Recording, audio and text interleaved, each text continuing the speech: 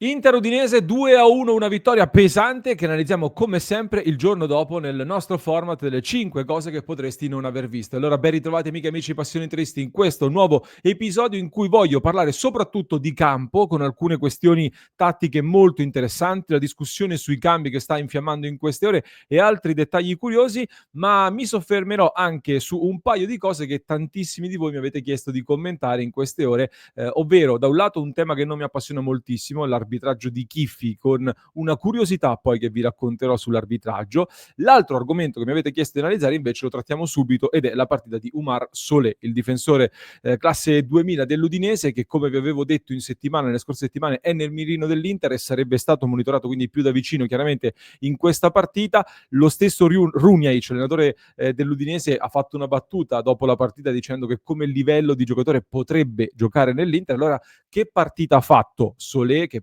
praticamente per tutti è stato il migliore in campo dell'Udinese? Chiedo anche a voi di lasciarmi un commento qui sotto se vi ha convinto, vi ha impressionato oppure no. Un grande gol innanzitutto,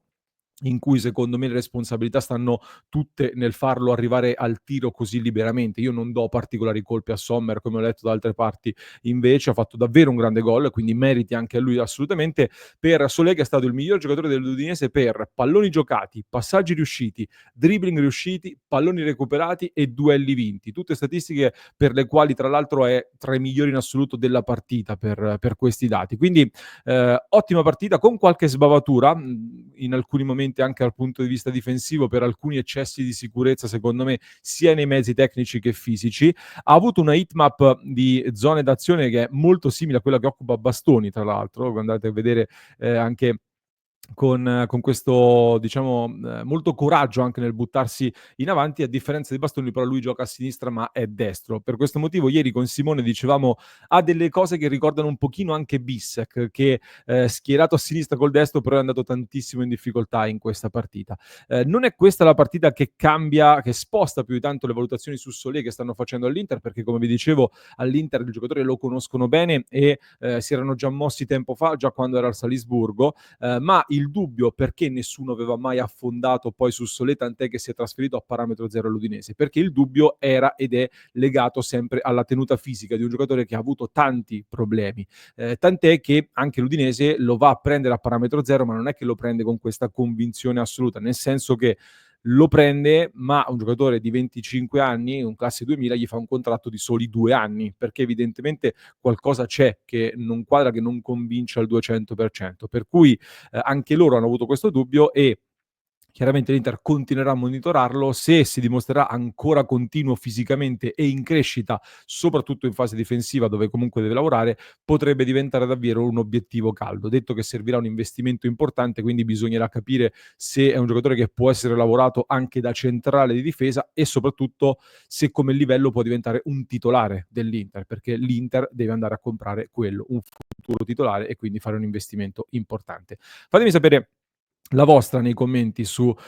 questa partita, su come è andato Solé. Ne approfitto anche per ricordarvi di fare un salto su Sport Exchange Market, che ormai lo conoscete, il gioco completamente gratuito in cui si vincono premi reali con le fantazioni delle squadre. Vi basta andare sul mercato, cercare le fantazioni delle squadre su cui volete investire e poi costruite così il vostro portafoglio. In base ai risultati delle squadre, poi le fantazioni di ogni squadra aumentano o perdono di valore e questo fa aumentare o diminuire il valore del vostro portafoglio, con cui scalate la classifica, dove potete vincere dei premi reali ogni mese e grandi premi anche a fine stagione. Quindi Sport Exchange Market, gioco completamente gratis, trovate il link in descrizione per iscrivervi e per sfidare anche noi di Passione Inter, se vi va, con il link qui sotto in descrizione. Tornando alla partita, il secondo tema che volevo portarvi era di natura più tattica. Un Inter che torna a pendere a sinistra con Di Marco, che ha fatto una grande partita, una presenza costante su quella fascia con 2 assist importanti. In generale l'Inter quindi ha costruito molto sulla sinistra, e una chiave della vittoria secondo me è stata soprattutto l'occupazione degli spazi, come l'Inter è riuscita ad attrarre l'Udinese facendolo allontanare dall'area di rigore e poi andava ad occupare benissimo gli spazi Frattesi, tutti hanno funzionato bene, ma in particolar modo secondo me Mkhitaryan ha fatto un lavoro importantissimo in questo senso qua, così come Frattesi che ha partecipato tantissimo al tentativo chiesto da Inzaghi di andare spesso al 3 contro 3 coi loro difensori, come vedete anche in questa immagine. Poi un'altra chiave, secondo me sono state le fasce in fase difensiva anche, non solo in fase di costruzione, perché l'Udinese è una squadra che gioca tantissimo con lo sviluppo sugli esterni, che sono molto bravi poi anche soprattutto in contropiede, in particolar modo in trasferta. In questo caso invece l'Inter ha completamente azzerato la produzione offensiva degli esterni, soprattutto nel primo tempo. Un primo tempo che è stato spettacolare da parte di un Inter che senza Lautaro, senza Barella, senza Dumfries, senza Bastoni, senza Zielinski, ricordiamocelo, all'Udinese ha concesso 0 occasioni, 0 tiri e 0 di expected goal. 0 totale nel primo tempo. Sembrava, lo dicevamo in diretta, una partita della stagione 23-24 del dominio interista dell'anno scorso. Abbiamo visto quindi di nuovo che questa Inter ha questo come potenziale e lo può rifare. È chiaro che deve gestirsi, deve farlo ancora meglio, senza i cali del secondo tempo, su cui tra poco torneremo. Tante occasioni, un altro palo colpito, ora l'Inter è prima per pali traverse colpite in Serie A, 18 davanti all'Atalanta con 17. È vero che Sommer ha salvato il risultato, però vedo anche una differente narrazione su questo, perché l'Inter chiude nel secondo tempo con Sommer che sicuramente fa delle parate importanti, poi vado a vedere gli expected goal che non dicono tutto ma dicono tanto, e per l'Inter sono più di 1,50 contro lo 0,7 dell'Udinese, e si parla di Sommer che salva l'Inter. Guardo Napoli-Milan, la partita si chiude con expected goal, il Napoli vince 2-1 ma 0,97 di produzione contro il 2,69 del Milan. Il Milan è andato quasi a 3 gol di expected goal sostanzialmente, e invece sento parlare di un grande Napoli che ha avuto una resistenza finale grandissima. Va bene, ma lasciamo a loro queste discussioni. Ho citato Frattesi poi velocemente prima, Frattesi che per me ha fatto una partita importante, bella piena, questa è la sua hitmap in cui come detto è stato molto presente in area ma ha dato un grandissimo contributo in fase difensiva, che è una cosa che spesso gli viene criticata. Ha vinto 3 duelli su 3, 4 azioni difensive positive, 78% dei passaggi riusciti, quindi non male comunque la partita di Frattesi, che ha avuto anche 2 grandi occasioni.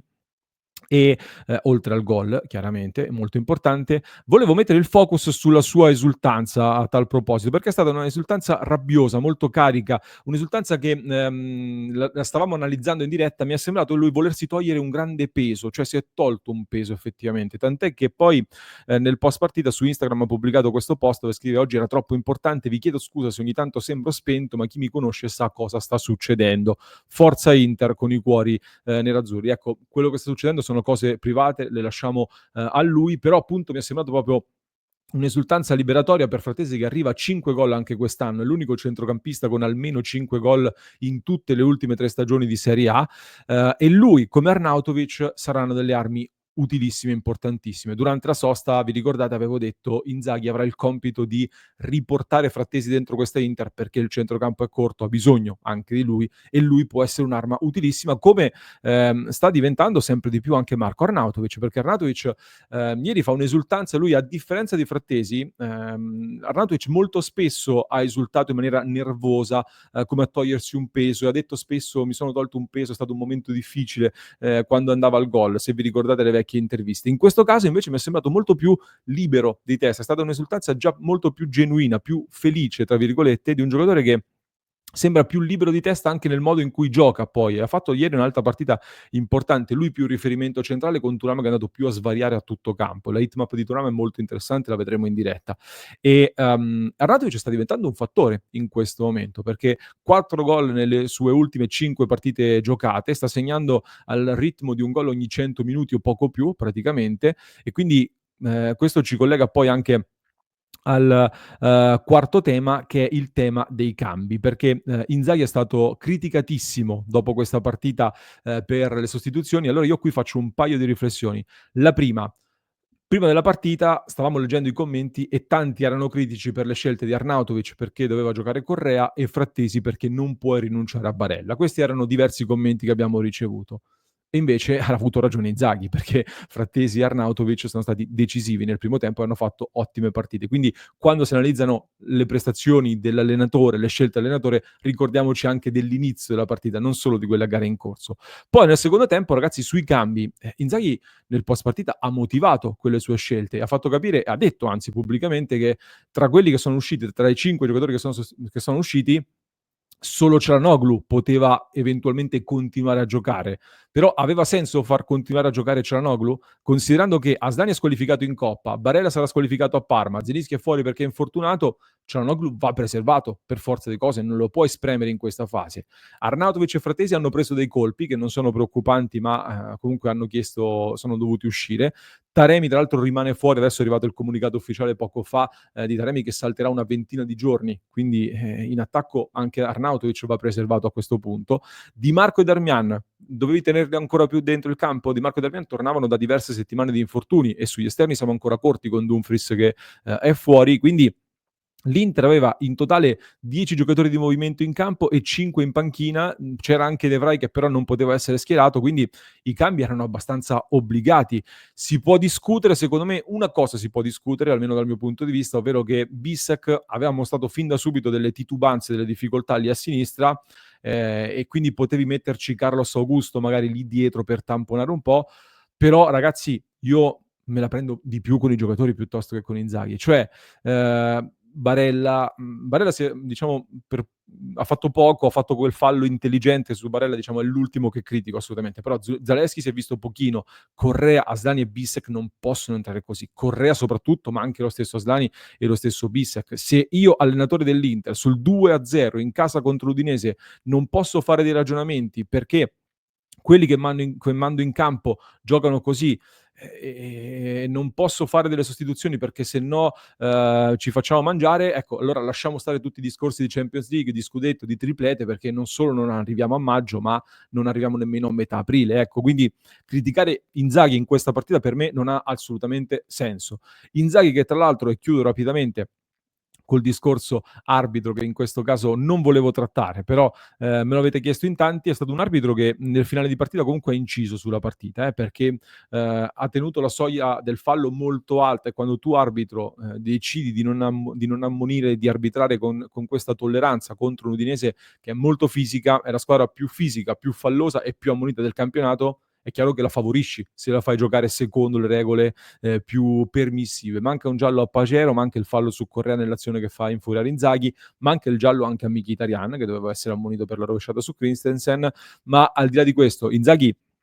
secondo me ha provato anche a dare una scossa alla squadra da un punto di vista mentale e motivazionale con quelle sue proteste che hanno portato poi all'espulsione da parte di Chiffi. Vi dicevo di una curiosità, ero in una trasmissione poco fa con un esperto arbitrale che mi faceva notare, diceva questo weekend è stato un weekend in cui sono stati sanzionati diversi allenatori, Inzaghi espulso, poi mi sembra Ranieri, Tudor, Conceição e Conte, se non vado errato sono stati altri allenatori sanzionati. È evidente allora che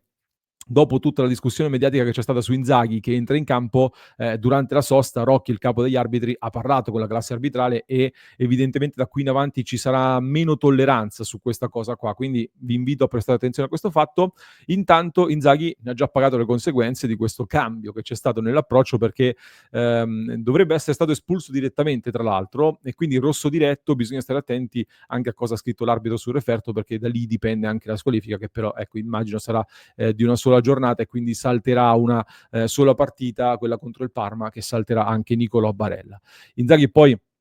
dopo la partita ha anche detto di essersi scusato con l'arbitro, che era lo stesso, tra l'altro, del derby con il rigore non dato per il fallo di Pavlovic su Thuram. Ci sono poi, stavo guardando gli appunti, anche un sacco di altre cose che vorrei dirvi su questa partita, ma li tratteremo nella diretta alle 19:30, quindi vi invito a iscrivervi al canale, ragazzi. Se vi piacciono i nostri contenuti, se vi va di supportarci, clic sul tasto iscriviti, mi raccomando, così continuate a far crescere il nostro progetto e vi aspetto nel club di Passione Inter, dove come ogni lunedì alle 22 ci sarà una chiamata infuocata con i nostri abbonati e le nostre abbonate, quindi se anche voi volete partecipare alle nostre serate con la community di interisti da tutto il mondo, volete dire la vostra sui temi caldi del momento, volete supportare il nostro progetto, vi aspettiamo su passioneinter.club. Vi lascio con un altro approfondimento che trovate in descrizione per chi ci ascolta in podcast, mentre per chi ci segue su YouTube vi basta cliccare qui.